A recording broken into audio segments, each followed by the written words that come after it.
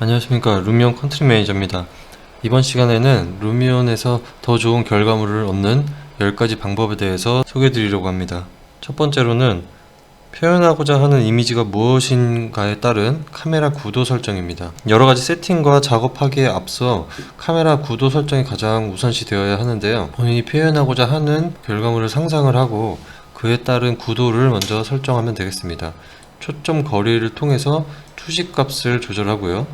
초점 거리가 높거나 낮게 되면은 현실성이 떨어지기 때문에 알맞은 초점 거리 그리고 표현하고자 하는 의도를 충분히 반영할 수 있습니다. 카메라 구도를 가장 먼저 설정하는 게 첫 번째가 되겠습니다. 두 번째로는 실내, 실외에 따른 라이팅 세팅입니다. 실외 같은 경우는 필요 없는 라이팅은 굳이 표현하지 않아도 되는 경우가 있을 겁니다. 하지만 실외라고 해서 항상 라이팅을 꺼줄 필요는 없고요. 건물 내부에서 나오는 빛을 표현하는 경우가 있죠. 그런 것들에 따른 라이팅 세팅을 나눠주면 좋고요. 그 라이팅 세팅을 레이어별로 나눠서 필요에 따라서 끄거나 켜주는 방식으로 여러가지 이미지를 표현하면 이미지에 따른 결과물이 확연하게 달라질 것입니다. 실내 라이팅은 필요한 가장 중요한 주 조명이라던가 그리고 부수적인 조명들을 적절한 위치에 배치를 해서 그 조명이 나타내는 빛의 형태와 색감을 충분히 활용할 수 있으며 외부에서 들어오는 빛도 같이 활용을 해야 합니다. 외부에서 들어오는 빛을 조금 더 강조해서 표현하고자 한다면 인위적으로 라이팅을 설치해서 외부에서 들어오는 빛을 표현할 수도 있습니다.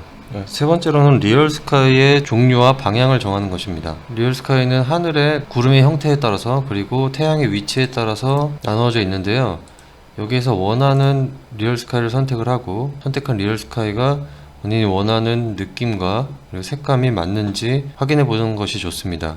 그리고 리얼 스카이를 선택을 하고 리얼 스카이의 방향을 정해서 건물을 최대한 아름답게 보여지게 하는 구도를 잡는 것이 중요할 것입니다. 네 번째로는 이점 투시입니다. 이점 투시는 세로선을 일정하게 강제로 맞춰서 투시를 이점 투시로 변경을 하는 것인데요. 이점 투시를 통해서 건물에 세로선을 맞춤으로써 건물이 안정적으로 보이게끔 하는 효과가 있습니다. 이점 투시를 사용하지 않는 경우에는 그런 식으로 건물이 세로선이 맞지 않는 경우에 굉장히 불안해 보일 수가 있고요. 그리고 상황에 따라서는 이점 투시를 꼭 꺼야 하는, 사용하지 않아야 하는 경우도 있습니다.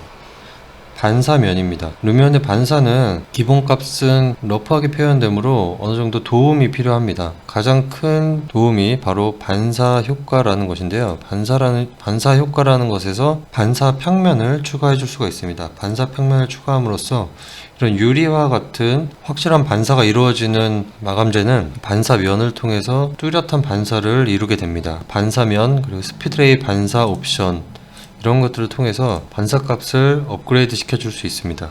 여섯 번째로 색상 보정 효과를 통한 리터칭입니다. 색상 보정은 온도와 색조를 조절해서 전체적인 색감을 표현할 수 있고요. 태양이라던가 리얼 스카이 등을 통해서 표현된 태양의 위치값에 맞춰서 온도와 색조를 조절해주면 되겠습니다. 여기에 추가로 생동감이라던가 전체적인 밝기 그리고 대비 등을 통해서 전체적인 리터치를 진행할 수 있습니다. 다음은 포커싱입니다. 포커싱은 피사계 심도라는 효과를 통해서 표현할 수 있는데요.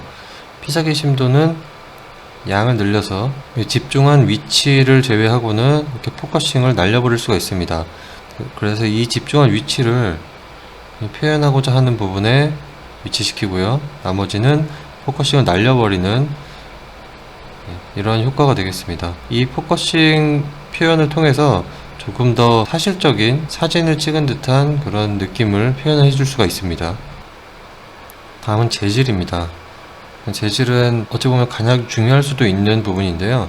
재질은 마감재의 특성을 잘 표현해 주어야 합니다. 루미온에서 가지고 있는 옵션 중에 윤기와 반사율을 통해서 재질이 가지고 있는 반사값을 정확하게 표현을 해주는 것이 가장 중요하고요. 다음에 적절한 텍스처 그리고 루미온이 가지고 있는 디스플레이스먼트라는 기능을 통해서 입체적으로 표현하는 것까지 루미온에서 마감재에 대한 표현이 이루어질 수 있습니다. 라이브러리입니다. 라이브러리 객체들을 통해서 건물의 내부나 혹은 외부의 표현을 극대화시킬 수가 있습니다. 이러한 오브젝트들을 배치함으로써 본인이 표현하고자 하는 설계 의도를 표현해 줄 수도 있습니다. 마지막으로 지형입니다. 외부에서 그냥 평면적으로 표현하기보다는 지형의 높낮이를 설정을 해서 표현하는 것이 조금 더 자연스러울 수 있습니다. 특히 우리나라 같은 경우는 평면인 지형이 별로 없기 때문에 아주 조금의 높낮이라도 표현해 주는 것이 조금 더 자연스러운 표현이 될 수 있습니다. 자, 그럼 이상으로 루미온에서 멋진 결과물을 얻을 수 있는 10가지 방법에 대해서 알아봤습니다. 감사합니다.